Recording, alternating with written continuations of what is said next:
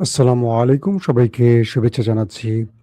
মাসুম মাহবুব দেখছেন open the YouTube channel এবং মাসুম মাহবুব Facebook page. পৃথিবীর যেই প্রান্ত থেকে যারা দেখছেন সবার জন্য শুভকামনা, ভালোবাসা। দর্শক, আমাদের কাছে বেশ কিছু গুরুত্বপূর্ণ খবর আছে। আমরা আন্তর্জাতিক বিশ্বের বেশ কিছু খবর দেব আপনাদের। আমরা দেব আপনাদের আ সাতক্ষীরা জামাত নেতাকে নিয়ে। পাশাপাশি ভারতের লেটেস্ট আপডেট জানাবো এবং জানাবো ইরান এবং আমেরিকার মধ্যেকার লাস্ট কি ঘটেছে সেই বিষয়ে। আপনারা আমাকে শুনতে এবং দেখতে পেলে একটু কমেন্ট করে আমাকে জানান। আপনারা শুনতে এবং দেখতে পাচ্ছেন কিনা? কোনো সাউন্ড বা কোনো ক্ষেত্রে প্রবলেম আছে কিনা? দর্শক, সংবাদের কয়েকটি বিষয় একটু আলোচনা করে নেওয়া উচিত এ কারণে যে বাংলাদেশে সাম্প্রতিক যে ঘটনাগুলো ঘটছে, তার মধ্যে আমরা ন্যায় অন্যায় শব্দগুলো আসলে ভুলে যাচ্ছি এবং মানুষের ব্যক্তিগত জীবন বলে আসলে আর কিছু থাকছে না। এটা খুবই মর্মান্তিক বিষয়। এটা আজকে আমার জীবনে ঘটতে পারে, কালকে আপনার জীবনে ঘটবে। এটাই স্বাভাবিক। বাট অপরাধ তদন্ত বা অপরাধ মানে অপরাধীকে শাস্তি দেওয়ার বিধানটা আসলে থাকা উচিত রাষ্ট্রের কাছে, কোনো ব্যক্তিগত মানুষের কাছে না। দর্শক, আমি আপনাদের ১ম এ জামাত নেতা প্রসঙ্গে আসি, তারপর চলে যাব আন্তর্জাতিক একটা, একটা করে খবর প্রচারের ক্ষেত্রে। চলেন আমরা একটা বক্তব্য দিয়ে আগে শুরু করি। দর্শক, আমি যেই লোকটার বক্তব্য আপনাকে শোনালাম সেটা হলো সেই মরিয়ম যার সাথে জামাতের নেতা বিয়ের দাবি করছেন এবং যাকে নিয়ে সোশ্যাল মিডিয়া এত আলোচনা, তার বাবা। দুজনকে দেখলে বোঝা যাচ্ছে যে বয়সের পার্থক্য মানে অর্থাৎ শ্বশুরের বয়স জামাইয়ের চেয়েও কম হয়ে গেছে। এটা আসলে একটু দৃষ্টিকটু মনে হচ্ছে। কিন্তু কিছু বিষয় আমরা মুসলিমেরা ভালো করে জানি। আমাকে যাতে আপনারা ভুল না বোঝেন আমি বিষয়টা গুছিয়ে বলি। আমি আমার জীবনে খুব কমই মানুষের প্রাইভেট বিষয় নিয়ে ভিডিও করেছি। এটা আমার খুব অপছন্দের কাজ। এবং কে কি করেছে, কার ব্যক্তিগত জীবনটা কেমন এটা নিয়ে আপনারা দেখবেন যে সোশ্যাল মিডিয়া বা ভিডিও করার ক্ষেত্রে আমি আগ্রহী না। আমার এই টাইপের ভিডিও নাই। আমি একটা বিষয় বিশ্বাস করি যেহেতু আমি হাদিসে পড়েছি যে অন্যের পাপ লুকিয়ে রাখে, আল্লাহ তার পাপ লুকিয়ে রাখে। যে অন্যের ইজ্জতে টান দেয়, আল্লাহ তার ইজ্জত ফ্লাশ করে দেয়। সংক্ষেপে বুঝাইলাম হাদিসটার ব্যাখ্যাটা হয়তো এরকমই যে আপনি যদি আমার গোপন কিছু লুকিয়ে রাখেন, আল্লাহ আপনার গোপন কিছু লুকিয়ে রাখবে। কিন্তু আমরা আসলে রাজনৈতিকভাবে একে অপরকে ল্যাংটা করতে খুব ভালোবাসি। ধরেন ৫৪ বছরের বাংলাদেশে নারী নির্যাতন, নারীদের সাথে যত রকম খারাপ কাজ, ধর্ষণ এই কাজগুলো কারা সবচেয়ে বেশি করে? এই দেশের প্রতিটা মানুষ জানে। আজকে সেই মানুষগুলি যদি ধরেন ধর্ষকরাই যদি কখনো আরেকটা লোকের বিচার চায় একটু হাসির মতো লাগে। জামাতের একটা সিদ্ধান্ত আমার ভালো লেগেছে। সেটা হলো যে এই যে ব্যক্তি সাতক্ষীরা ৪ এর এমপি সাহেব, তাকে কিন্তু দল থেকে জামাত ইতিমধ্যে বহিষ্কার করে ফেলেছে। এবং জামাত নির্বাচন কমিশনে তার ব্যাপারে টোটাল লিগ্যাল অ্যাকশন এর জন্য বলে দিয়েছে যে জামাতের যেহেতু তাদের দল থেকে বহিষ্কার করা হয়েছে সাধারণভাবে আ এই ব্যক্তি এখন এই পদটি হারাবেন। তার মানে এমপি গিরিও হারাবেন। এখানে নতুন করে হয়তোবা আবার নির্বাচন হবে। সেই জামাত নেতার বা এমপির ১ম স্ত্রী তিনি বলছেন, "যারা আমার স্বামীর ২য় বিয়ে নিয়ে কুৎসা রটাচ্ছেন, মিথ্যা প্রচার করছেন, তিনি তাদের বিরুদ্ধে আইনি ব্যবস্থা নেবেন।" তার বক্তব্যে বোঝা যাচ্ছে ২ টো জিনিস। ১, তাকে হয়তো বলা হয়েছে তিনি লিখিত বক্তব্য দিচ্ছেন, স্বামীর ইজ্জত রক্ষা করতে বক্তব্যটা দিচ্ছেন। এটা মনে হচ্ছে। বাট তিনি যে বক্তব্যটা দিচ্ছেন সে বক্তব্যের রাইটও তার আছে। ২ টো জিনিস। একটা জিনিস হলো যে এই লোকটা যে ধরা পড়েছে, তার সকল দৃশ্য দেখে মনে হচ্ছে যে তিনি আসলে অপরাধী। তার চেহারার মধ্যে সেই অপরাধের ব্যাপারটা স্পষ্ট। ১ নাম্বার কথা। তিনি তার লজ্জা ঢাকতে বা যেটাই হোক মানুষ সেটা করে। মেয়েটাকে বিয়ে করেছেন। আমার কাছে যেটা মনে হচ্ছে, সত্য আল্লাহ জানেন, আমি বলব না যে আমার তথ্যটাই রাইট। আমার মনে হচ্ছে তিনি একটা অপরাধ করেছেন এবং ধরা পড়ার পর মেয়েটাকে বিয়ে করেছেন। এটা আমার মনে হচ্ছে কিন্তু বাস্তব সত্যটা হয়তোবা আস্তে, আস্তে আরো স্পষ্ট হবে। ২ টো বিষয়। আমি জামাতের কাছ থেকে জানতে চাই ২য় বিয়ে হারাম না জায়েজ? জামাতের মধ্যে অনেক নেতারা ২য় বিয়ে করার সাহস করেন না। কারণ দল থেকে অদৃশ্যভাবে আমি যতটুকু শুনেছি নিষেধ আছে। যেমন রাজশাহীর আমি নাম বলব না।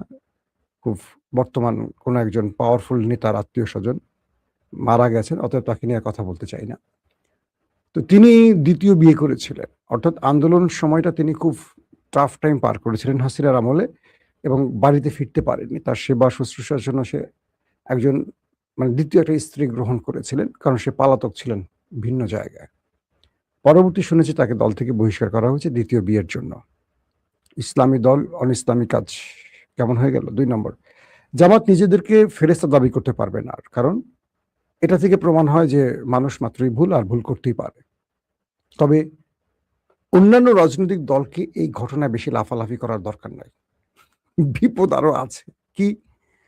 ৫৪ বছর পর জামাতের কোনো একজন এমপির জীবনে এরকম একটা ঘটনা আমরা প্রথম শুনলাম। এই ঘটনা থেকে দুটো প্রমাণ হয় যে জামাত মানুষের দল, এবং জামাত ভুল করতে পারে। এটা জামাতও জানে। কিন্তু এখন হাজার, হাজার চোখ খাড়া হয়ে থাকবে বাকি সংসদের এমপিদের দিকে। আমি বলছি না কোন দল। কারণ এদের প্রত্যেকেরই হাত দিলে দেখা যাবে যে ১০০ জনের মধ্যে ৭০ থেকে ৮০ জনেরই পেছনে পরকীয়া বা ২ নম্বরই ঘটনা আছে। কিভাবে বলি? সাম্প্রতিক সময় ইলিয়াস একটা হানি ট্র্যাপ নিয়ে ভিডিও করতে চেয়েছিল। আপনারা দেখেছেন, হঠাৎ আলোচনা হয়েছিল। পরবর্তী বিশেষ কারণে ইলিয়াস বন্ধ করে দিয়েছে। সেই কারণের মধ্যে আমি একজন ধরেন। কারণ আমাকে কয়েক জায়গা থেকে ফোন আসছে, আমি পরে ইলিয়াসকে বলছি এটা থামাও, এবং বিএনপির দল থেকেও ফোন আসছে। তো সেই এপিসোডটা আমি দেখার সুযোগ হয়েছে আমার। ধরেন বিএনপির হাই ভোল্টেজ অনেক নেতার টুনটুনির খবর একদম ভিডিও সহকারে ইলিয়াস ফ্লাশ করে দেওয়ার চেষ্টা হয়েছিল। পরে ইলিয়াসকে থামানো হয়েছে। এই রানিং সরকারের অনেক লোক ফেঁসে যাইত। তো আমি ইলিয়াসকে বললাম যে তুমি কারো ইজ্জত রক্ষা করো, কারো গোপন জিনিস লুকাও, আল্লাহ তোমারটা লুকাবে। এটা হাদিসের কথা। তো যাক, বিএনপির পক্ষ থেকে ইলিয়াসকে বলা হয়েছে, আমি নাম বলছি না কোন কোন নেতা, তাহলে বর্তমান রাষ্ট্রের অনেক বড় বড় বড় বড় বলছে কিন্তু নেতা ফেসে যাবেন। তো এই জন্য বলছি যে এইসব মানুষের ব্যক্তিগত জীবন দেখেন। একটা বিষয়, এই জামাতের এমপি অপরাধ করছেন, জামাত তাকে শাস্তি দিছে, দল থেকে বহিষ্কার, তিনি এমপিত্ব হারাবেন, ফাইন, গুড। এই উদাহরণটা কি অন্য দল করবে কখনো? আপনারা কি দেখবেন অন্য দল কখনো তাকে এরকম উদাহরণ দেখাতে পারবে? একেবারে ২৪ ঘন্টার মধ্যে অ্যাকশন নাই। এটা জামাত প্রশংসার কাজ করছে। আবার জামাতকে আকাশ থেকে মাটিতে নামায় দিছে এই ব্যক্তি, এটাও সত্য কথা। জামাত আগামী দিনে অনেক মাসুল দিবে এই একটা ব্যক্তির জন্য। অতএব জামাতকে মান উন্নয়ন বা নেতা নির্বাচনে আরো বুঝতে হবে, আরো চিন্তা করতে হবে। শুধু আনুগত্য বা চামচামি এগুলো দেখলে হবে না। কার সাথে ডক্টর শফিকের খাতির ভালো তাকে নেতা বানালে হবে না। কে বেশি কি বলে গ্রুপ মেনটেন করতে পারে তাকে না, অনেক বিষয় থাকে। তো ধরেন যে ব্যক্তিরা এই লোককে ধরেছেন, তার টাকাগুলো নিয়ে গেছেন, মোবাইল নিয়ে গেছেন, বিভিন্ন কাগজপত্র বাদ দেন, মূল্যবান জিনিস নিয়ে গেছেন, তারা কি ছিনতাইকারী নাকি ছিনতাইকারী না? রাষ্ট্রে আমাকে কোনো প্রাইভেট ব্যক্তি, ইন্ডিভিজুয়াল ব্যক্তি আমাকে আটক করার অধিকার আছে রাষ্ট্রে? এই কথাগুলো কেউ বলছেন? বাংলাদেশের আইন শৃঙ্খলা বাহিনী কেন আছে? একটা জিনিস কি, রাষ্ট্রের কিছু নিয়ম বা মানে কি বলবো সিস্টেম থাকে। তিনি যদি অপরাধ করেন, তার অপরাধ প্রমাণ হলে রাষ্ট্রের ব্যবস্থা নেওয়ার অনেকগুলো জায়গা আছে। কয়েকজন লোক ট্র্যাপ তৈরি করবেন, তাকে একটা রুমে আটকানোর পর তার কাছ থেকে টাকা নিবেন, মোবাইল নিবেন, সেটা ভিডিও ফ্ল্যাশ হবে, আইন তাদের ব্যবস্থা নেবেন না, কারণ তারা জামাতের লোক। এই কাজটা যদি বিএনপির এমপির সাথে হইতো, এই লোকগুলোকে খুঁজে এতক্ষণ পুলিশ বাটি চালান দিয়ে বের করতে এবং গিরায় গিরায় পিটাইতো। আমাদের রাষ্ট্রটা হচ্ছে এরকম। কাজটা বিএনপি করছে, জামাত করছে, ফাঁসাও, ডুবাও। যদি আওয়ামী লীগ ক্ষমতা থাকতো, এই ঘটনাগুলো জামাত নেতার এই ঘটনা বিএনপিও লুকিয়ে রাখতো, কারণ বিএনপি আর জামাত তখন একজোট ছিল। এখন তারা সরকার বিরোধী দল। আমার একটা ভয় হলো আগামী কালকে থেকে যে বিএনপি নেতাদের চরিত্রের ১২টা বাজা শুরু করবে, সেটা থামাবে কি করে? জামাত তো মোটামুটি কনফার্ম বলতে পারবে যে আমরা ৫৪ বছরে একটা ঘটনায় ফেঁসে গেছি, এরকম আমাদের ঘটনা কম। বাংলাদেশে এই নির্বাচনের পর সর্বাধিক ধর্ষণকারী কারা? বিগত ১৫.৫ বছর সবচেয়ে বেশি ধর্ষণকারী কারা ছিল? কোন কোন নেতারা হানি ট্র্যাপে পড়ে, এইরকম মধুকুঞ্জে গিয়ে ধরা পড়ে? কেন ধরা পড়ে? এরা কারা? এগুলো লিস্ট খুঁজলে আমরা দেখব। একটা সিস্টেম যদি এখন আনে যে কোনো ব্যক্তি যদি কোনো মেয়েকে অবৈধভাবে মেলামেশার ক্ষেত্রে ধরা পড়ে, তাকে পাথর মেরে মারা হবে ইসলামের বিধান অনুযায়ী। আমার মনে হয় এই ক্ষেত্রে একটা ভালো দৃষ্টান্ত স্থাপন হবে। কিরকম? জামাত এই নেতার ফাঁসি হয়ে যাক, বা তার পাথর মেরে মেরে ফেলেন। এটা কি বিএনপি আওয়ামী লীগ মানবে? মানবে না। কারণ জামাত তো 54 বছরে একজন নেতাকে হারাবে, কালকে পার্লামেন্টের অর্ধেক এমপি দেখবে না, নাই সব পাথর মারা গেছে পাথরের। কারণ এদের কারো ক্যারেক্টারের স্টেশন নাই, যত ভালো ভালো কথা পার্লামেন্টে দেখেন, সাদা পোশাক দেখেন, এদের কারো চরিত্রের স্টেশন নাই, অধিকাংশরই নাই। আমি সবার কথা বলছি না, আমি সবাইকে দোষারোপ দিচ্ছি না, অধিকাংশই। আপনারা সোশ্যাল মিডিয়া ঘাটলে দেখবেন অনেক টুনটুনির খবর বেরোয়। এই বিষয়গুলো হলো কি আমাদের নৈতিক স্খলনের একটা জায়গা, এবং আমরা এমন একটা দেশে বাস করি যে একজন আরেকজনের কাপড় খুলতে পছন্দ করি। আল্লাহ কি করে, আবার আরেকজনের কাপড় খুলে দেয়, বুঝেন নাই? আপনি আজকে আমার কাপড় ধরে টান দিবেন, কালকে আরেকজন আপনার কাপড় ধরে টান দেবে। এই বৈশিষ্ট্যটা আমাদের এই বাংলাদেশে আছে, এবং আমরা একটা অশিক্ষিত জাতি, এবং আমাদের দেশের যা মানে বাংলাদেশে যারা আমরা বাস করি, আমাদের এটা নিয়ে আর নতুন করে কিছু বলার আসলে থাকে না, যে আমাদের মানসিকতাটা কোন লেভেলে। তো আমি মনে করি এই ব্যক্তিকে দ্রুত তার পার্লামেন্টের পদ থেকে সরিয়ে দেওয়া উচিত। যে ব্যক্তি তার কি বলবো, যে ব্যক্তি তার নিজের অভ্যাস বা তার নিজের চরিত্রকে কন্ট্রোল করতে পারেন না, যদি সামনে আরো আইনি ব্যবস্থা এবং প্রমাণ হয় যে তিনি মেয়েটাকে বিয়ের আগে অবৈধভাবে মেলামেশা করেছেন, রাষ্ট্রীয় বিধান বা ইসলামের বিধান অনুযায়ী তার বিচার হোক, এটা আমি দাবি করি। এক, বাংলাদেশে এরকম তার মতো যেন আর কেউ, শুধু জামাত না, আর কোনো দলের লোকও যেন করতে না পারে। আর যে মেয়েটা এই ঘটনার সাথে জড়িত হয়েছেন, আমি সত্য মিথ্যা জানি না, তাই আমি এটা নিয়ে বিস্তারিত বলবো না, যেহেতু আমি বক্তব্য পেয়েছি, তারা বিয়ে করেছেন, তার মেয়ের বাবা বলেছেন, আবার ওই লোকের এমপি সাহেবের স্ত্রী বলেছেন, তাই রাষ্ট্রের উচিত এটা সঠিক বিচার করা, এবং এই ঘটনাগুলো বিচার হলে বন্ধ হয়ে যাবে। তবে মানুষ ভুলের ঊর্ধ্বে নয়, এটাও মাথায় রাখতে হবে। ইসলামী দল করে বলে যে সে দলটা ফেরেস্তা না, এটা আমাদের প্রমাণ আমরা পেয়েছি। দর্শক আসেন 2 নম্বর গুরুত্বপূর্ণ খবরটিতে আসে। ভারতে ককরোচ পার্টির দাবিতে ব্যাপক আন্দোলন চলছে। প্রশ্নপত্র ফাঁসের অভিযোগ থেকে ভারতের পুরো শিক্ষা সিস্টেমের বিরুদ্ধে এই আন্দোলন শুরু হয়। দিল্লিতে এই প্রোটেস্ট শান্তিপূর্ণ থাকলেও পুলিশের বাধা এটা এখন মারমুখী অবস্থানে চলে গেছে। Police tear shell, rubber bullet থেকেও মানে লাঠিচার্জ সবগুলি এখন প্রয়োগ শুরু করেছে।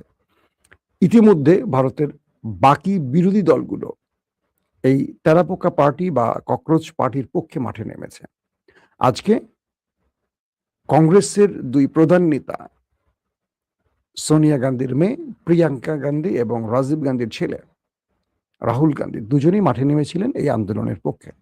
পুলিশ তাদের গ্রেফতার করে, পরবর্তী তাদের দুজনকে ছেড়ে দিতে বাধ্য হয়, এবং দিল্লিতে পার্লামেন্ট এরিয়াতে ছাত্রদের সাথে পুলিশের ব্যাপক লড়াই হয়, প্রচুর গাড়ি ভাঙচুর হয়।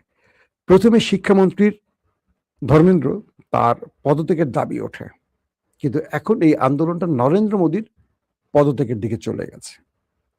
ভারতের অনেকেই মনে করছেন যে বাংলাদেশের একজন কুফাকে ভারতে আশ্রয় দেওয়ার জন্য নরেন্দ্র মোদী একই পরিণতির মুখে পড়ছেন কিনা, এবং ভারতের অনেকগুলো গণমাধ্যম ইতিমধ্যে বলতে শুরু করছেন বাংলাদেশের ঠিক বৈষম্য বিরোধী আন্দোলনটি যেভাবে ক্রমান্বয়ে একটা সরকার পতনের দিকে চলে এসছে, এই ককরোচ পার্টির আন্দোলনটা ঠিক সেই রকম রূপ ধারণ করছে।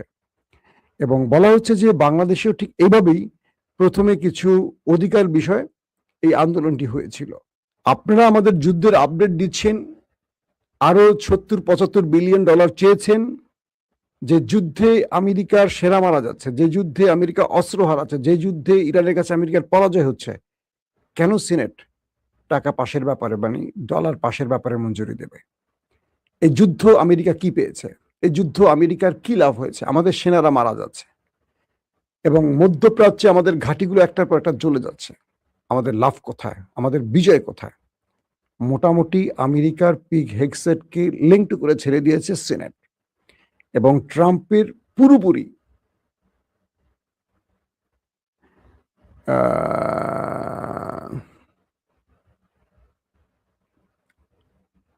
একজন কি বলছে, আচ্ছা এটা কমেন্ট পড়ছিলাম। তো পিগ হেগসেটকে সিনেট মোটামুটি ধুয়ে ছেড়ে দিছে, যে তোমরা আমাদের বলছো যে তোমরা ইরান ধ্বংস করে ফেলছো, এটা করছো ওইটা করছো। ইরান তো বহাল তবিয়তে মারছে। ইরান ধ্বংস হলে জর্দানে আমাদের ঘাঁটি উড়ে গেল কেন? বাহরাইনে আমাদের ঘাঁটি ধ্বংস হলো কেন? কুয়েতে আমাদের সেনারা পালাচ্ছে কেন? মধ্যপ্রাচ্য থেকে আমাদের সেনাদেরকে আশ্রয় নিতে হচ্ছে অন্য কোথায়, কে গিয়ে কেন? বিষয়টা কোথায়? প্রথমে তোমরা জাতিকে ধ্বংস মানে ধোঁকা দিয়েছো, এখন আবার ধোঁকাই দিচ্ছ। এরকম প্রশ্নগুলি এখন স্পষ্ট হচ্ছে। তার মানে আমরা এটুকু বুঝতে পারছি যে আমেরিকা ইরানের কাছে যে বড় একটা পরাজয়ের মুখে আছে, সেটা তাদের কংগ্রেস বা তাদের সিনেট স্পষ্ট এই বক্তব্যের মাধ্যমে প্রমাণ করে দিয়েছে।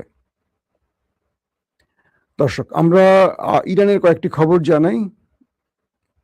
ইরান কি কি আজকে অ্যাটাক করেছে কয়েকটা খবর দিচ্ছে আপনাদের। আমি আজকের খবরটা বেশি লম্বা করে ফেলতে চাচ্ছিলাম না।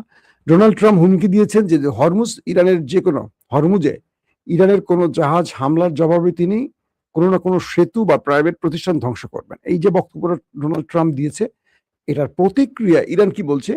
একটি সামরিক সূত্র ইরানের আইআরজিসির পক্ষ থেকে বলা হচ্ছে যে ইরানের অবকাঠামো আক্রান্ত হলে ইরানের সশস্ত্র বাহিনী এই অঞ্চলের অবকাঠামোতে হামলা চালাবে। মানে আমেরিকার এই জবাবে ইরান পাল্টা বলছে, যদি ইরানের কোনো অবকাঠামোতে হামলা হয় তাহলে এই অঞ্চল মানে গালফে আরব রাষ্ট্রের ঠিক সেম কাঠামো আবার ইরান ধ্বংস করবে। আমেরিকাকে বলছে, ওকে তুমি করো আমারটা, আমি তোমার মিত্রদেরটা করব। তারা আরো বলছে, এই কৌশলগত জলরাশির উপর সার্বভৌমত্ব প্রয়োগের ব্যাপারে ইরানের দৃঢ় সংকল্প রয়েছে এবং হরমুজ প্রণালীকে আর কখনো ইরানের জন্য হুমকির কারণ হতে দেয়া হবে না। ইরানের স্টেটমেন্ট বলছে, হরমুজ প্রণালী এটা ইরানের জলরাশি বা জলসীমা, এটা ইরানের দায়িত্বই থাকবে। এই অঞ্চল আর কখনো ইরানের জন্য হুমকি সৃষ্টি করতে পারবে না, বরং এখান থেকে শত্রুকে আমরা পিটিয়ে দেশ ছাড়া করব। এটা তোমরা কনফার্ম থাকো হে আমেরিকা। আমেরিকার কথা বলছে আর কি। পাশাপাশি আরো বলা হচ্ছে, ইরানের সঙ্গে সমন্বয় এবং ইরানের ব্যবস্থাপনা এই প্রণালী দিয়ে জাহাজ চলাচল নিরাপদ হবে। অন্যথায় দেশটি এই প্রণালীর নিয়ন্ত্রণে দৃঢ় সংকল্প ত্যাগ করবে না। অর্থাৎ যারা এই পথ দিয়ে জাহাজ আসা যাওয়া করতে চান তারা ইরানের সাথে সমন্বয় করে ইরানের নিয়ম মেনে চলতে পারবেন।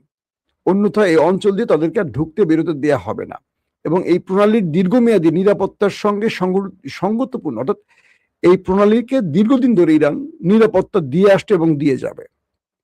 পাশাপাশি আরো বলা হচ্ছে, মার্কিনীরা যদি ইরানের কোনো সেতু বা বিদ্যুৎ কেন্দ্রকে লক্ষ্যবস্তু করে তবে ইসলামী প্রজাতন্ত্র ইরান পাল্টা হামলা চালাবে এবং এই অঞ্চলের অবকাঠামো সেতু যেখানে আমেরিকা টার্গেট করবে আমাদের ঠিক সেম অবকাঠামো আমরা গালফের উড়িয়ে দেব। এর মধ্যে আমেরিকাকে কোনো প্রকার মানে আমেরিকা এটার মধ্যে যেন কোনো সন্দেহ প্রকাশ না করে যে আমরা এমনটি করবো না, ইতিমধ্যে আমরা করে আসছি। এবং আজকে আমরা যে তথ্যগুলো পেলাম, জর্দানের একটি ভিডিও আজকে রিলিজ করলো, এটা ইরান থেকে রিলিজ হয়েছে। ইরান জর্দানের উদ্দেশ্যে ড্রোন এবং মিসাইল মেরেছে।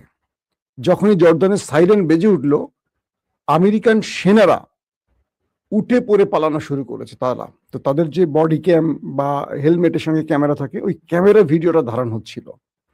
এটা কি ইরান কোনো সাইবার সিস্টেমে হ্যাক করে নিছে, নাকি ওই আমেরিকানরা ইরানকে দিয়ে দিয়েছে তাদের দুর্দশা দেখানোর জন্য? কারণ আমেরিকানরা তো এগুলো দেখাইতে পারবে না। এখন আমেরিকান সেনাদেরকে গোপনে ধারণ করে ইরানকে দিয়ে দিতে পারে, এটা হতে পারে। সেই ভিডিওতে দেখা যাচ্ছে যে ইরান সেখানে মিসাইল মারছে, আর সেই মিসাইলের সাইরেন বাজার সঙ্গে সঙ্গে মার্কিন সেনারা যারা ঘাটের উপরিভাগে ছিল তারা উঠে পড়ে হন্তদন্ত হয়ে দৌড়ে গিয়ে বাংকারে ঢুকছে। মানে ভয়াবহ বিপর্যয়। এবং আশপাশে দেখা গেল হিট করার পর আগুন জ্বলছে।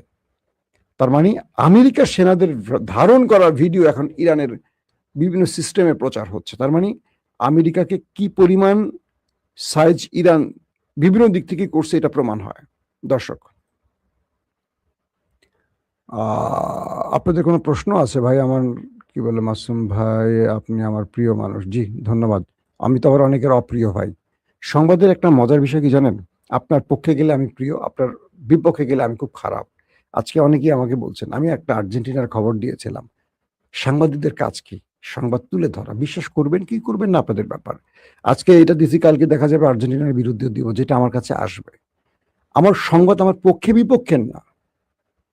আপনি জানেন যে আমার এই সংবাদের ক্ষেত্রে অনেক সময় আমি আমার পছন্দের ব্যক্তিদের বিরুদ্ধে কথা বলি। ধরেন আমার পছন্দের একটা দল আছে, ধরেন বিএনপি, সাপোজ ধরেন, আমি বিএনপির পক্ষে খুব বেশি কথা বলি। কখনো শুনছেন? কারণ আমি সমালোচনা বা মিথ্যা এটার মধ্যে না। আমার ধারণা হলো, আমি আপনাদের কাছে একটা কমিটমেন্ট নিয়ে বসছি এখানে। আপনারা আমাকে বিশ্বাস করে নিজের এমবি খরচ করে আমার কথা শোনেন, পৃথিবীর বিভিন্ন প্রান্ত থেকে আমার কথা শোনেন। আমি আমার কোনো দলের চামচামি দালালি করতে এখানে বসি নাই। সত্য কথাগুলো আপনাদেরকে বলতে চাই, যেটুকু আমার অভিজ্ঞতা বা আমার তথ্য সংগ্রহের মধ্যে আছে। কারণটা কি? কাল আল্লাহর কাছে আমি জবাবদিহি করব কি বিএনপির জন্য, জামাতের জন্য বা আওয়ামী লীগের জন্য? ওদের জন্য দালালি করে আমার লাভটা কি বলেন? আপনারাই বলেন। আমার লাভ আছে? আমি দলের কোনো পক্ষ থেকে দালালি ফি নেই বা আমি কোনো দলের পদে বসছি। শুনছেন কখনো আপনারা? সো আমি কোনো পক্ষের জন্য কখনো দালালি করব না। এটুকু বিশ্বাস রাখেন আমার জন্য। আমি কোনো দলের পক্ষে না। বাট যেটা ভালো সেটাকে ভালো বলতে চাই, যেটা কালো সেটাকে আমি কালো বলতে চাই। এখন আপনি আমাকে পছন্দ করবেন না করবেন আমার কিচ্ছু যায় আসে না। শুধু আমি আমার আল্লাহর কাছে দায়মুক্ত পেতে চাই যে আল্লাহ আমাকে মিথ্যা বলায় নাই, সত্য বলেছি। এই সত্যের জন্য যেন আমি আল্লাহর কাছে মাপ পাই। এটাই হলো আমার সাংবাদিকতার মূল কি বলবো?